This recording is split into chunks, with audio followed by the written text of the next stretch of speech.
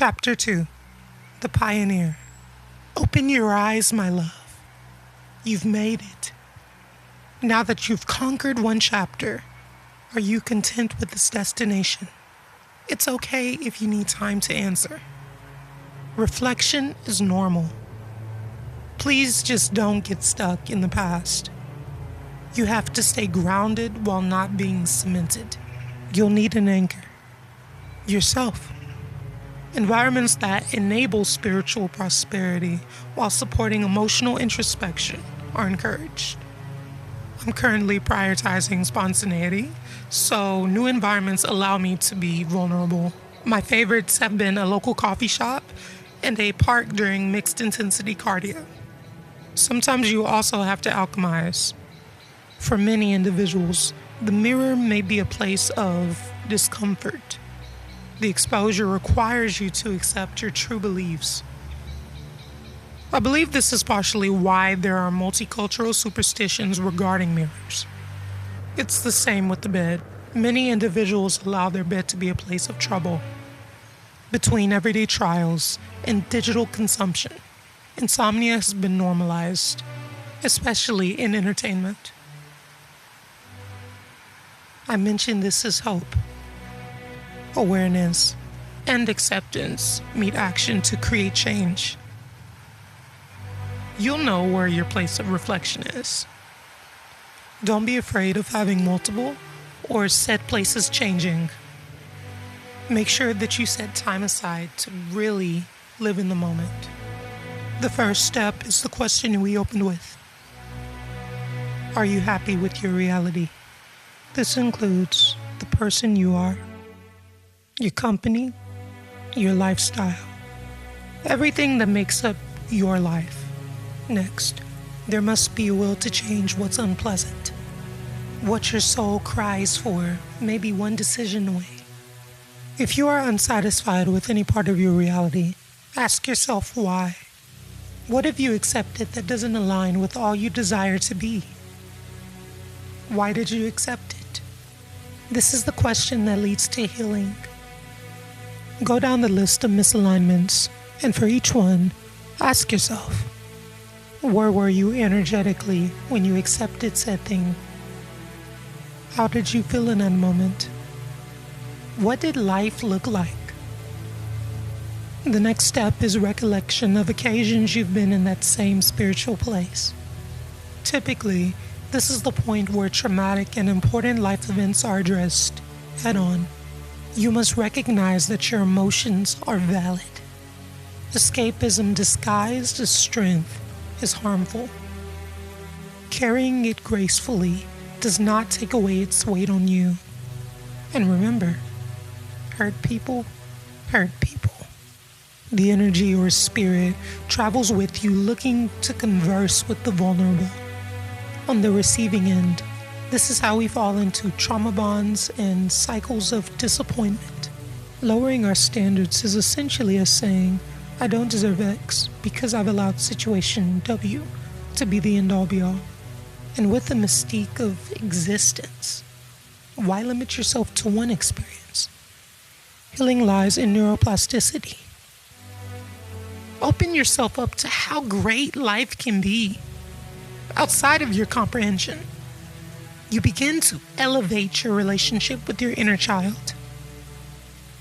While moving forward, there's a peace that surpasses all understanding when you surrender and learn how to deal with fear.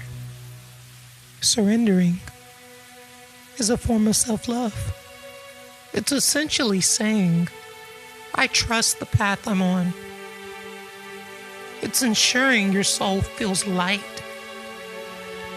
This is where you meet your future self. The reality you desire transforms into a constant vision. That's exactly why all of that shadow work is so important.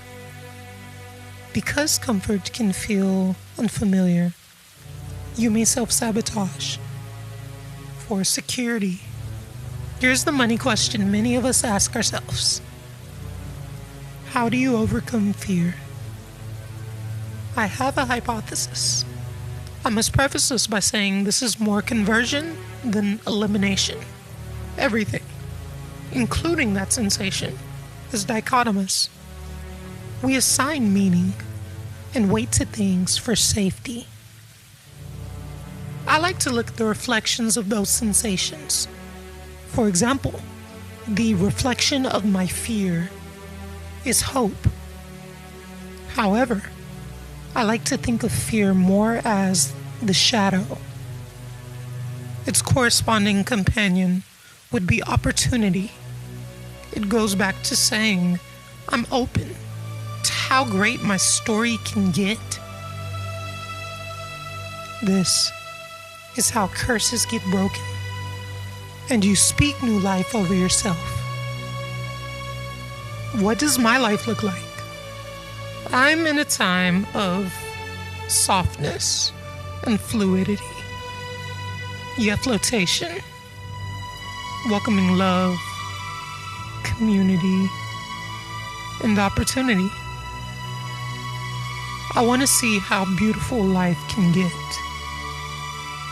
Whether it's been opening myself to romantic endeavors or displaying my art in more spaces, I'm grateful for everything I've received and hopeful for everything coming in.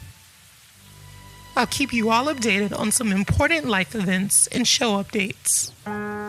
Before we go, a song. I first heard this from Tashina Arnold on Martin. I don't worry about tomorrow. I just live from day to day. Yeah, I don't borrow from its sunshine, for its skies may turn to gray. Many things about tomorrow, but I don't seem to understand. But I know tomorrow, and I know, yeah, and I know, yeah, and I know who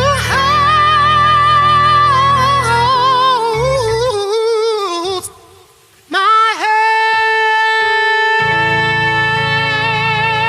Thank you for listening to this episode of Roses Sunkissed. I'll see you soon. Void.